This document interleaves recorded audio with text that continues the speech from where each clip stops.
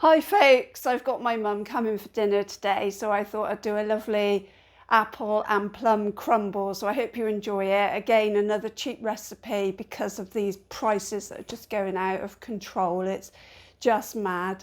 But I hope you enjoy it. You can serve it with ice cream or custard or whatever you like. You can serve it hot, you can serve it cold. We will serve it hot after dinner today, probably with custard for those who like custard, but I don't like custard, so I'm going to have ice cream.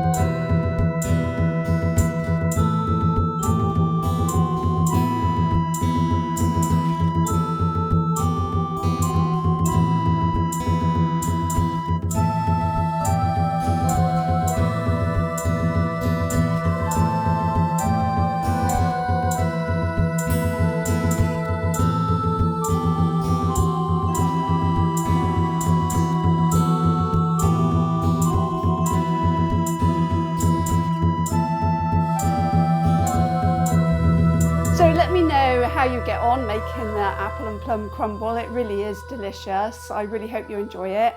So all that's left for me to say is stay fit, stay vegan, stay happy. See you in the next video. Bye.